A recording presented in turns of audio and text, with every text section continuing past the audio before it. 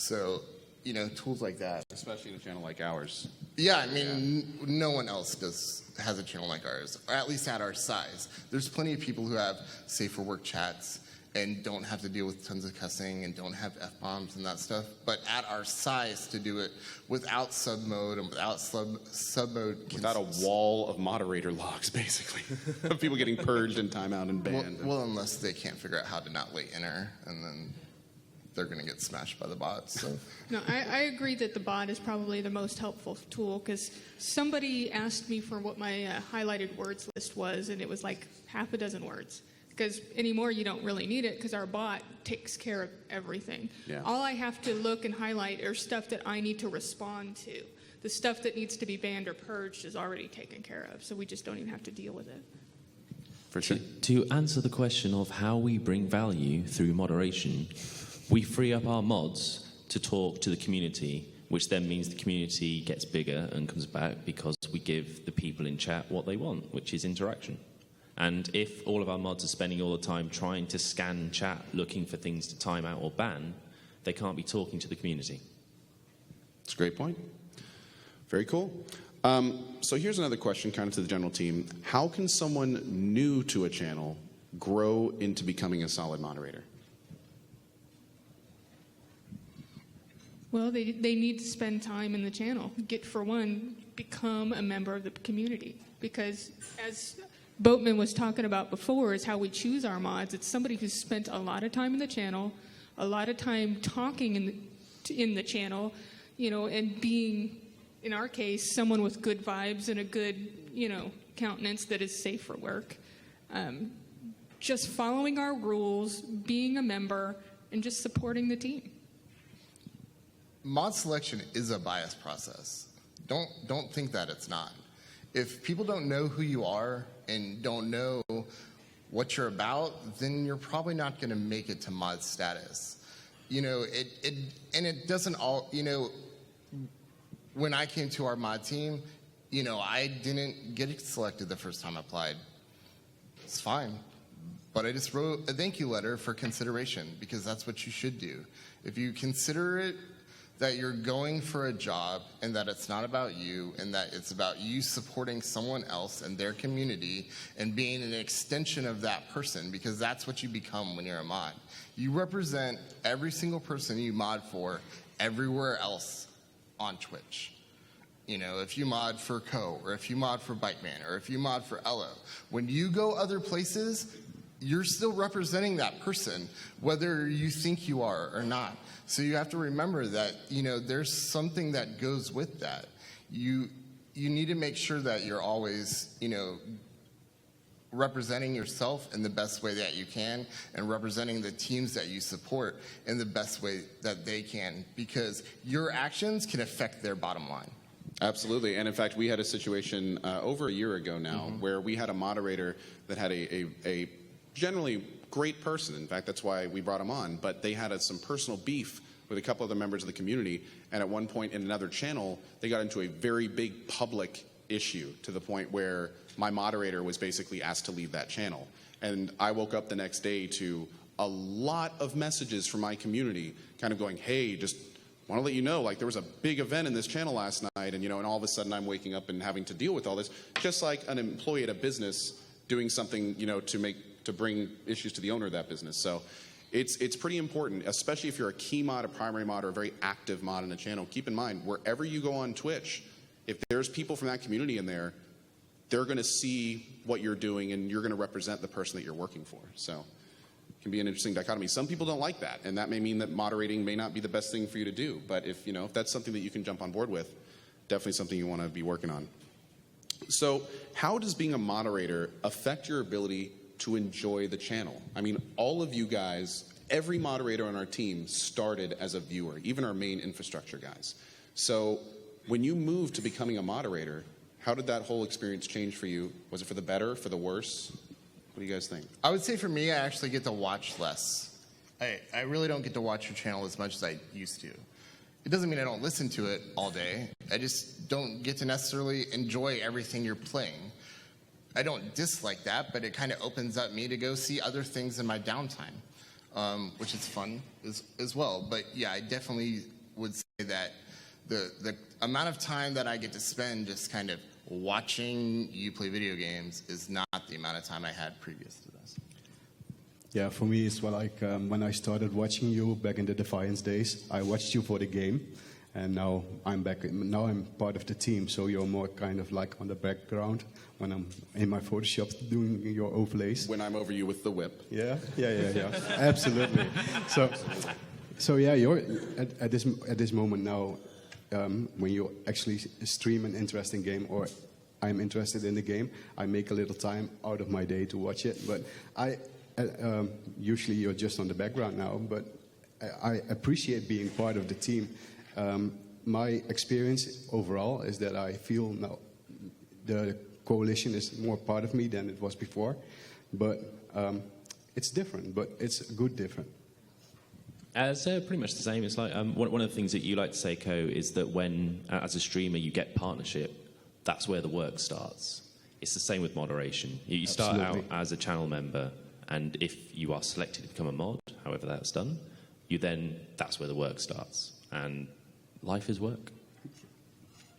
Well, I know what you guys are saying. It doesn't affect me quite so much because part of the reason I got selected as a mod is because I was very helpful in chat, and that's what I enjoyed doing, was helping people, talking to people, making them feel welcome, and I just continue to do that, but just in a bigger, grander way.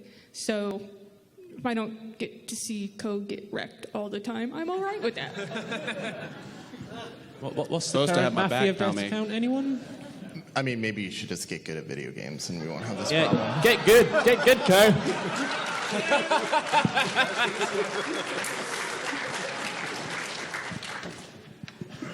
There's a lot of people here. That's not very nice. Doesn't make it not true. Rude. Moving on. You've only died 19 times so far in Mafia 2. And I'm proud of that. It's a tough game. But how many in... Shut up, Boatman.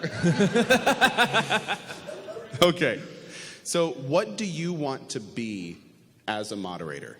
What is your idea of the perfect chat experience from your individual points of view? You can go right down the line. I think my biggest goal as a moderator is just to be helpful, to be where I'm needed the most, to where I can help the most, in whatever capacity that happens to be at the time, I'm there. What was the question again?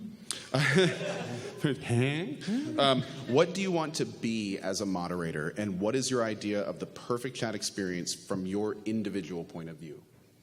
Less people trying to say hello to me when I'm not actually there. It's just my bot greeting the subs because it's the backup system.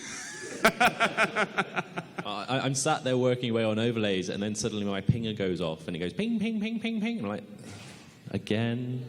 I'm not even there. I haven't said anything. But of course, I check chat, and there's my little bot. X has subscribed. Oh, the backup system kicked in again.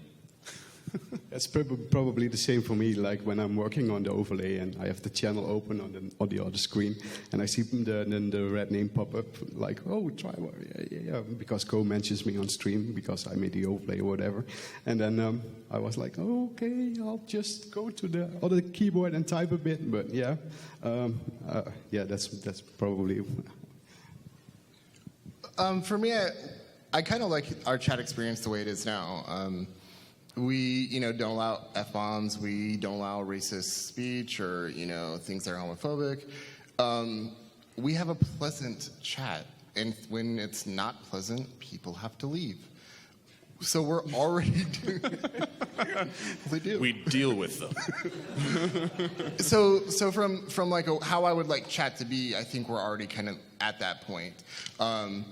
I think that, Twitch has helped us with, especially with the rules pop-up, that allows us to kind of let people know what we're about right off the bat. And before that was a problem.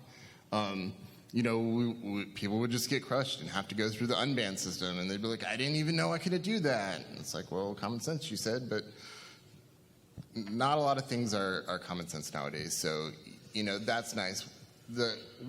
How I would like to grow as a mod, I'm in the position I'm in because things changed within our team. it wasn't something that I was like, that's what I want to be. I want to be the head co-mod. Yeah. It just kind of flowed that way, you know. If you allow your team to do the things they do best in the manner they do them best, then you'll have a great team. You know, don't force people into pigeonholes that they can't get out of and aren't good in. Danny makes great sounds, and that's what he came to when he came to our team. He's like, I can make sounds. Our sounds are crappy. Trywar was making the sounds. They really weren't very good. He's trying to say you're rubbish, Trywar. Yeah, the issue with the sounds was I get 2 days to make an intro, an overlay, and a sound pack. So one of those is going to suck. So You did a great job, but I will say, with somebody focused on it, that has definitely been the best sounds are really we've had good so now. far. Yeah, they've gotten to be really good. I mean, as our team expands and we can bring people in who are specifically great at what they do, it just makes the rest of us better, because you don't have people who aren't necessarily great at a certain thing trying to do that thing. You know, my degree is in business administration and management, so the position I'm in is kind of what I do, and I enjoy it. I think one of the things that Boatman touched on is that the best people you can get don't apply. They get asked. Absolutely. It's a really good point. And more importantly, I think, because we were talking about this a little beforehand, the people that will graciously take a no, or just be told no and be totally fine with it, those are the people that will most likely be looked at again for a modship.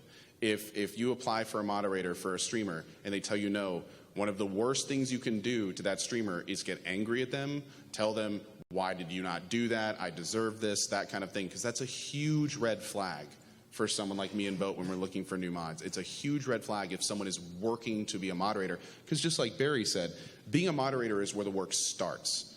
But for many people, getting moderation, or getting that sword next to their name, that's their goal. And in fact, we've had people that have joined our team that had become very clear in the following months. Their goal was to get moderator.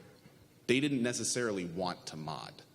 They just wanted kind of that recognition. So it's important, if you're applying to a mod or if you're accepting moderators, that you make sure ahead of time that you kind of make sure the expectations are the same on each side. And make sure that your mods that you're bringing in understand what you expect of them and what you expect from them for months to years to come if you're a regular streamer. So, well, one of the things that has been a consistent thing in our channel is that unless there's an open application, don't ask to be a mod, because that will pretty much put you at the bottom of the list. Yeah, for sure.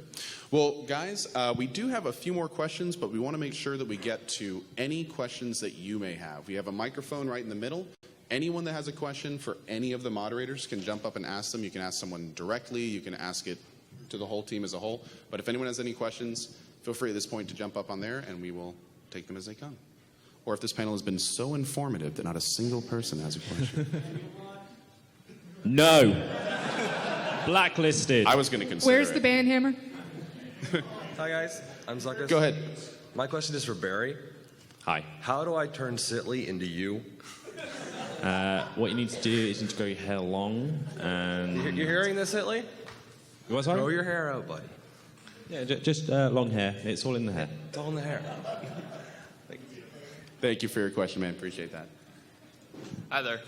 Hello. So my question is, when you first bring in your mods, I don't think a lot of them look for like a payment or something. It's more of a gratitude kind of thing. But like you guys said, you put in like overlays and do sound stuff and things like that. Did you guys initially start like getting paid when you did these things, or did you just do it out of, loyalty to the streamer? Or That's a great question. Lack of a better word. Generally speaking, when it comes to moderator selection and people who want to do it, they generally want to help a streamer out for the love of it, which is how it generally starts. For me, getting paid to do what I do isn't I can't think of the best way to put it. Well, I mean, and you don't get paid by a lot of the people you help these yeah, days. there's a lot. I do a lot of work for a lot of other casters, and they don't pay me. But I don't want them to pay me. I'm quite happy to help them out because I like helping people. Yeah, when I started out doing stuff for Co, it started out as fan art or stuff that I submitted to him. Hey, dude, look at this. And he was like, oh yeah, that's cool. And then they were looking for somebody who was interested doing thumbnails for the YouTube kind of stuff. So I submitted what I thought would be a nice template for the YouTube, and then I got basically asked to make something. And from there on out, it kind of grew, because at the same time, Barry's system was like getting ready for beta version 1, and then we just grew into it from there on out. So it all came natural.